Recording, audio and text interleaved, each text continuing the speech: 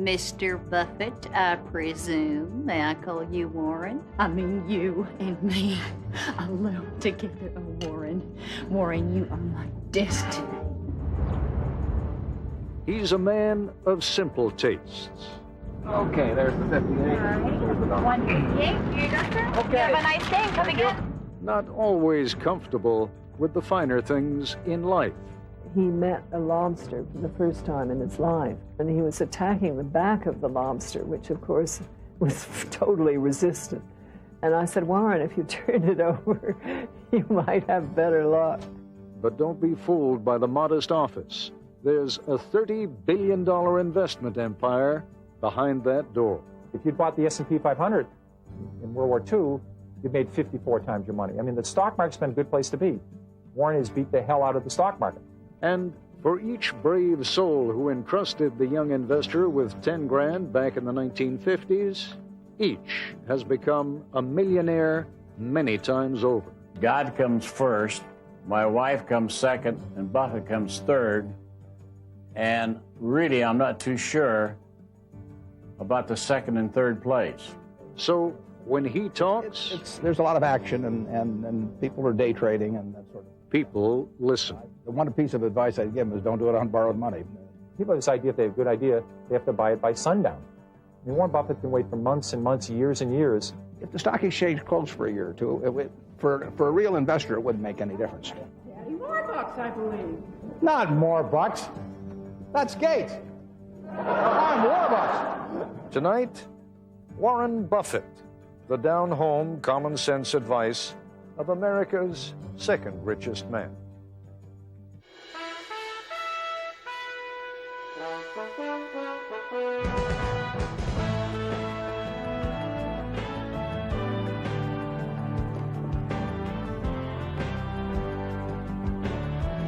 Warren Buffett almost never does interviews, and he's been dodging this one for about 6 years, which is how long it's been since he promised me that one day he would come on Nightline. Having finally agreed, though, he has pulled out all the stops, said we could come to Omaha in late February, and that he'd buy us all lunch at his favorite restaurant. Warren likes the Dairy Queen so much, he bought the company. Warren Buffett holds what is whimsically referred to as a major position in a lot of companies. Coca-Cola, Gillette, Geico, to name just a few. In fact, it's only fair that you know Warren and I own stock in one another's companies. My wife and I bought a few shares of Berkshire Hathaway about 12 years ago, and Warren owns a few million shares of the Disney Corporation, which of course owns ABC. I'll try not to let that get in my way. Warren Buffett can speak for himself. I always have a feeling that one of these days, the mask is going to be ripped away. We're going to find out that you have a villa in Nice, and that you drive hot sports cars around Southern California. What is it? What is this? Dairy Queen, Omaha, Nebraska, living in the same home you've lived in for 40 years. Why? It's what I enjoy. You know, I like just the way I lived 30 years ago, and I live that way now. The only difference is I have a plane I can try to travel around in privately. But in terms of what I eat, you know, clothes I wear, I may pay more for the clothes, but they look cheap after I put them on. And the books I read, the television I watch, whatever it may be, the bridge I play, it's what I want to do in life. That's your passion, bridge? Yeah, I love bridge. I love bridge. But what can money buy? If I had 5 cars, would I have a better time than having 1 car? I mean, I just have more possessions to keep track of. So it doesn't appeal to me. But you understand that's an illusion that a lot of people chase all their lives, yeah. Especially in this country. I mean, this notion that money can buy things for them that otherwise they couldn't have. Well, the big thing you want to do is you want to enjoy every day. So you want to have a job you love, and you want to work with people that you like and admire and trust. And if you've got that, you're a long way home. I am getting to do exactly what I love to do every single day. I tap dance to work. Which is what? Well, it's. What do you do? It's well, not much. I allocate capital, and I keep a bunch of very talented people who don't have to work excited about working if I can. I mean, my job is to take these outstanding managers that usually come with the businesses we buy, where they get all kinds of money from me, and keep them as excited about working subsequently as they were before they sold. Let me take you back to that phrase, allocate. Yeah. Allocate money, is that Yeah, what you allocate said? capital or money, yeah, sure. Capital. Pretend for a moment that I'm a 9-year-old. Relatively bright one, but not terribly bright. What does that mean? It means that we've got a bunch of businesses around the country, and they earn money, and when they earn the money, after they take care of the needs of their businesses, they send it to Omaha. And it's my job to take the money they earn and do the most intelligent thing that I can for our shareholders after they send me the money. But I mean, Berkshire Hathaway, I mean, for the longest time, I thought you made shirts. Yeah, well, we don't. That has nothing to do with the Hathaway shirt. No, never has. So what is Berkshire Hathaway? It's a company that owns a wide variety of businesses, from a candy operation to insurance operations to a newspaper. But then we have pieces of things like Gillette, Coca-Cola, the Washington Post. And what we try to do is we try to be in businesses that have very good economics, that are run by people that are honest and talented. You have said many times that you don't get into a business in order to get out of it again. I mean, you come to stay. Yeah, till death do us part. Right. Why? Well, it just fits my personality, for one thing. But I mean, businesses have ups and downs. Well, I'll accept that, but I'm looking for businesses that have a whole lot more ups than downs, and that the ups are higher than the downs are low. But I enjoy. I don't want to be in business like playing a gin rummy game, where every time I pick up a card, I got to give up one in my hand. For example, we're sitting here in a Dairy Queen. Right. For a reason. Yeah. A, you claim to like Dairy Queen lunches. Yeah, right? I do, for a long time. And B, you own this place. We own the company that franchises this place, right? Exactly. Mm-hmm. Right. Why'd you buy it? Well, we bought it. What was it that went through your head? Well, it was a business I could understand. Now, there's all kinds of businesses I can't understand, and I try not to buy into those, because why should I expect to make money on something I can't understand? So I'm not in any high-tech businesses, for example. But I understand that, an Ultimate Hamburger, or a Peanut Buster, or a deli bar, and I can handle that. And I like the people that run it. I like the economics of the business. It's a good business. You've got thousands of people that are paying you a royalty for your name of Dairy Queen, and the business grows a little every year. It generates cash. The cash gets sent to Omaha, and then we go out and buy other businesses with that. But I mean, just to give me a sense of what goes through your head, it could have been Burger King rather than Dairy Queen. It could have been McDonald's. Yeah, and both of those are very good businesses that you've just named. They're not for sale, and we owned a piece of McDonald's for a while. It's a good business. But Dairy Queen was available. The price made sense in terms of what we were getting, and I liked the fellow running it, so we wrote a check. That's important to you. In other words, you would not buy a company if you didn't respect, maybe even respect and like the people who run it. Yeah, I don't go into change management. If you go in business with somebody who causes your stomach to churn, I say that's a lot like marrying for money. That it's probably not a very good idea under any circumstances, but it's absolutely crazy if you're already rich, right? Yeah.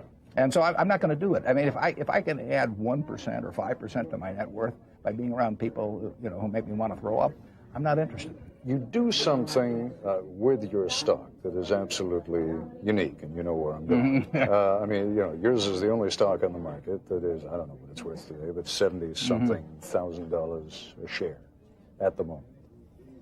Why didn't you ever split it? Well, if you run a public company like Berkshire is, anybody can buy the stock.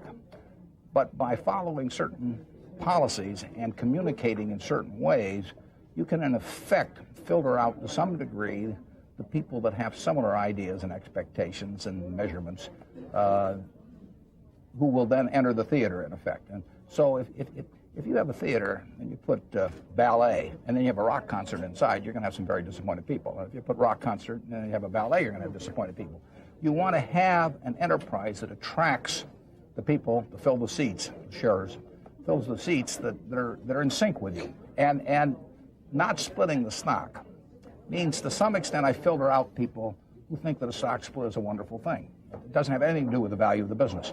Like having a pizza that's cut into 8 pieces instead of 4 pieces. I mean, if you eat the whole thing. Same size absolutely. pizza. Getting 2 hat checks in a restaurant. I mean, But you understand what the theory behind splits is, and people think that, okay, if you take a $100 stock and you split 2 for 1, more people are out there who can afford a $50 stock perhaps than who can afford a $100 stock. And what you're telling me is, I don't want those people.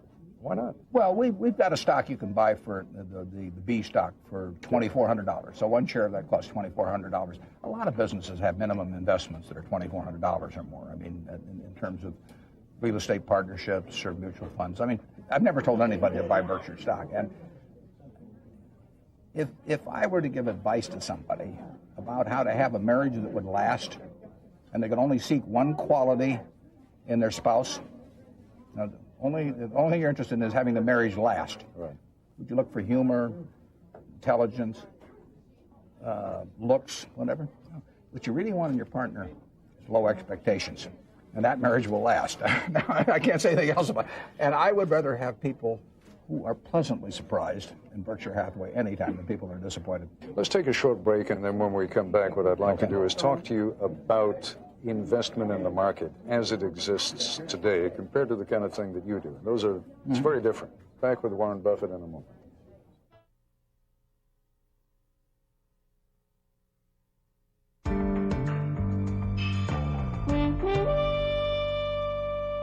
He knows some companies very well, and that's the ones he's trying to concentrate, and he's waiting for them to be attractive. When they're overpriced, he says, I'll wait a little while, and maybe something will happen internally or externally, cause the whole market to go down or inside the company. Then he jumps in. So he's sort of like a dove flying over the battlefield with a big check. You know, he's waiting for something to happen. And back once again with Warren Buffett. It seems to me that you are the very opposite of the typical internet investor today. I mean, I have sort of images of these kids hunched over their computers, buying 1 minute, selling the next minute.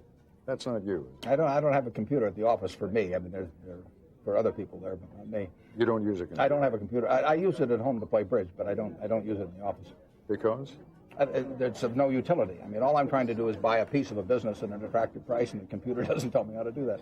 Are you a little bit nervous when you, I mean, I understand you're a very tolerant person who probably is willing to let anybody do what they want to do, but as you look at what's happening to Wall Street today, the incredible, I mean, companies that go up 100, 200% over a week or two and then maybe drop 50% over a day. Does that make you nervous? Well, it's more exaggerated now than most of the time in the past, but we've had a lot of speculative activity and all kinds of things over the years in markets, and it frequently doesn't come to a good end, but it'll be with us 100 years from now, just as it was with us 100 years ago. Well, it's just a lot faster now. There's a lot of action, and people are day trading and that sort of thing. The one piece of advice I'd give them is don't do it on borrowed money. But many of them are. I know. I mean, they're buying on margin. Yeah. Some of them will come to a bad end on that. Because? I hope. Well, because things don't go up forever, and a lot of the valuations strike me as extreme. And if you own them on borrowed money and they go down one day, you don't get to play out your hand.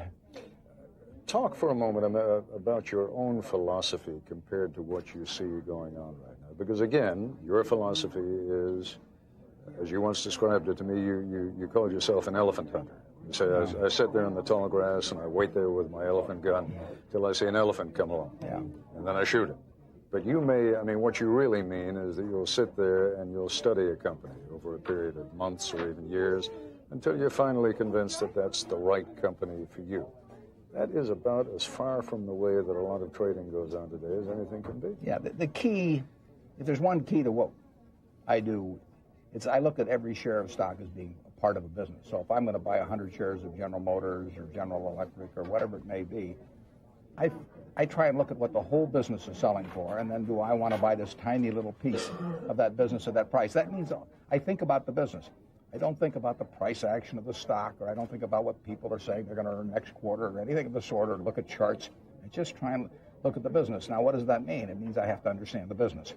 A lot of businesses I can't understand. I can understand Gillette. I can understand Coca-Cola. I can understand Wrigley's Chewing Gum. I mean, those are things that I can understand, and I kind of when I say I can understand them, it means I have a pretty good idea of what they're going to look like 10 or 15 years from now. That's understanding a business. Counting on the growth then of the businesses that you bought. Yeah, that's all. Yeah, I mean, we own See's Candy, for example. I haven't had a quote on See's Candy since we bought it in 1972, but I know the business is doing okay. I don't need a quote on it. And, you know, people manage to live through Saturday and Sunday without getting quotes on their stocks. If the stock exchange closed for a year or two, for a real investor, it wouldn't make any difference. I sometimes have the feeling, as I look at the stock market today and investment as it is carried out today by so many millions upon millions of people, that to some degree we're engaged in a bit of a pyramid scheme here. That, you know, as long as everybody keeps putting money into the market, it's going to do well, but one of these days somebody may say, whoa, bad idea. Am I being silly about that? No, if we had a town and there were 100 people and we all had 100 houses, we all agreed to sell our house to each other at the end of each year up 20%.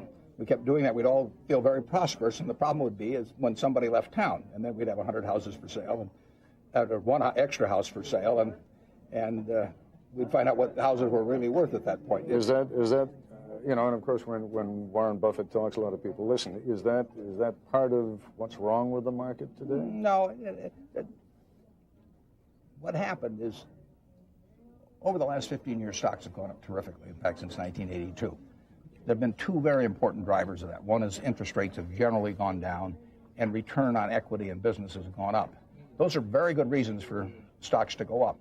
After a while, the very act of stocks going up starts drawing in other people who get excited about the fact that their neighbor made a lot of money, or maybe they made a little money over the past years. And the action of the market itself captures the attention of more and more of the participants as opposed to the businesses themselves.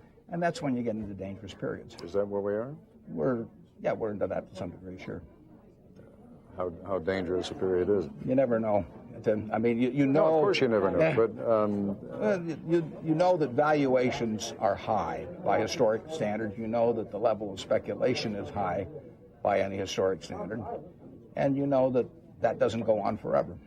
But you don't know when it ends. It's gone on for a very long time, hasn't it? Yeah, but it's gathered a lot of momentum in the last few years. The last 3 years prior to this one, when the S&P has gone up more than 20% every year, that's almost unprecedented. A lot of amateurs in the game today? Yeah, and it's, you know, it attracts people. Well, sure, as long as they're making money. Yeah. And those people will get flushed out very easily compared to people who really want to buy a business. Your advice, let's say, to a 25-year-old who's making $25,000, $30,000 a year, but would like to see a little bit more come in over the course of the next few years, how should that person invest? You shouldn't buy on borrowed money. You should pay off all credit card debt before you buy, because any securities, because you're paying 18% on credit card debt, and you're not going to make more than 18% a year in the market. Then, if you want to pick stocks, stick with the things that you understand and look at them as businesses. If you just feel you want to own a part of American business over a period of time, you just put a little money in every month for the next 30 years into some sort of a group of stocks, maybe an index fund. Let's take a short break, and when we come back, I'd like to talk about the use of money. I mean, what money can be used for. Okay. Back with Warren Buffett in a moment.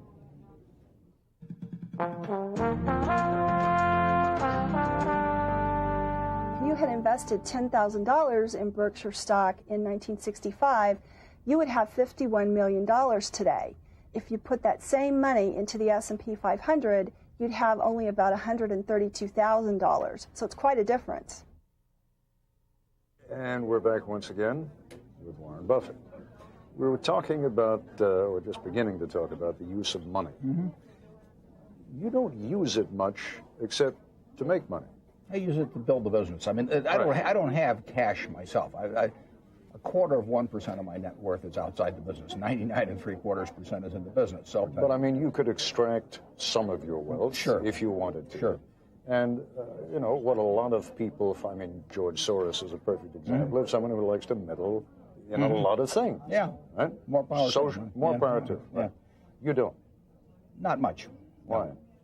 Well, it's probably the best answer is that because I'm having so much fun doing what I'm doing. If you get right into my psyche on it, but essentially all of the wealth is essentially a claim check on future output of other people. So those claim checks in my case 99 and a large fraction percent of them will go back to society and a foundation, and they can then buy services of people or medical supplies or school buildings or whatever it may be that they think will be most useful to society with those claim checks. Wouldn't you like to see some of that happening in your own lifetime? I mean, I always wonder what the point is of just giving it all away to charity after you die. Why not do it while you're alive and enjoy it?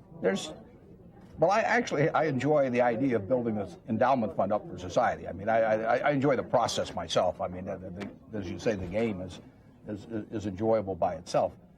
But if you think about it, if I'd done all of that 15 years ago, society would have had a few $100 million of claim checks, and now if I died tonight, they'd have 30 billion of claim checks. So it's not a bad endowment fund. I have 6 very bright, high-grade people whose thinking above ground will be a lot better than my thinking 6 feet underground. And I've given them a few guidelines, but nothing that ties their hands in any way. I want them to tackle big problems.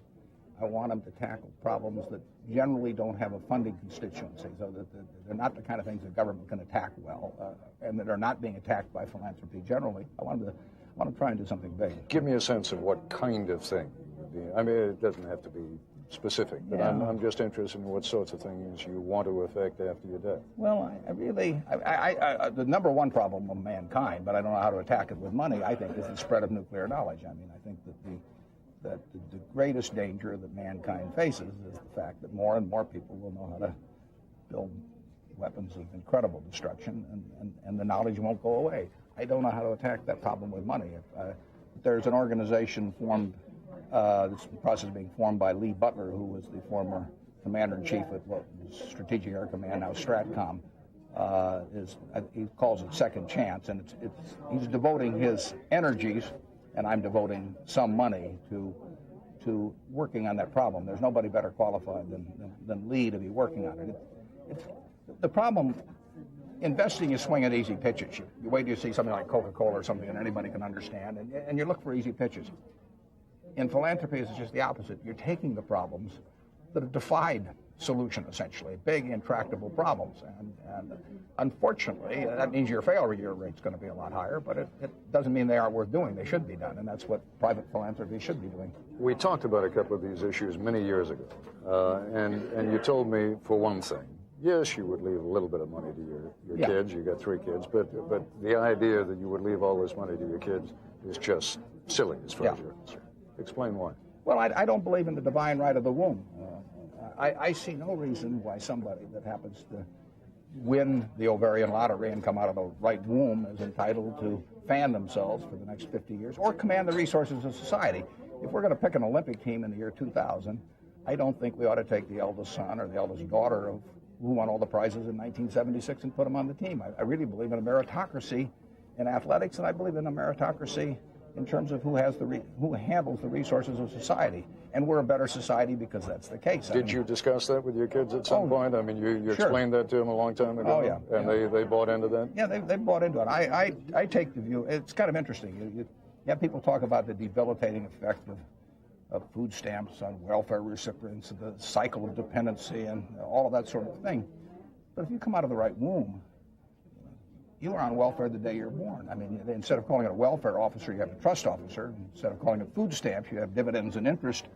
But it's the same picture. And I really think that everybody ought to start at fairly close to the same place. Now they won't. My kids are going to get a better education than average, and they're going to be around in a different environment. But I really think that the people who are handling the resources in 2020 ought to be the people who have accomplish things that command those resources. Let's just take a short break, and we'll be back with Warren Buffett in a moment. Let's take one more look at another side of Warren Buffett. You're kind of a quiet guy, but there's a bit of a ham inside you. I've seen you at a few ABC affiliate meetings, but let's just take a look at a little piece of videotape here, and maybe you'll explain to us what this was about. The sun gets lit tomorrow. You will pay top dollar on tomorrow for RA. No dividend checks tomorrow. If you need some money, just go borrow. day to day. So when the Dow's down, don't frown and worry. Just cast aside doubt and shout hooray. What was the occasion? I think I should buy that tape. That was the children's. It's for sale. That was the children's theater here in Omaha, and they were doing Annie, and it was a charity event. So I played Daddy Warbucks for a short period of time. And Ms. Flanagan, who ran the orphanage, kept calling me Warbucks, but I explained to her that was Bill Gates, that I'm Warbucks. I'm sorry, since you mentioned Bill Gates, you didn't buy a big piece of Microsoft, did you? He spent 9 hours explaining Microsoft to me. Couldn't have been a better teacher. Couldn't have had a dumber student. But I still understood a fair amount of what he was saying, because he is a good teacher. And I bought 100 shares, but I got all through it. That just shows you how many dumb things you can do in this world. Listen, I mean, you've done all right. Warren, you're a man of your word. You told me 5, 6, 7 years ago, whenever it was, that you would do this interview one day, and maybe in another 5, 6, 7 years, you'll do one again. But thank you very much. It was a great pleasure. It's been a pleasure. That's our report for tonight. I'm Ted Koppel in Omaha, Nebraska. For all of us here at ABC News, good night.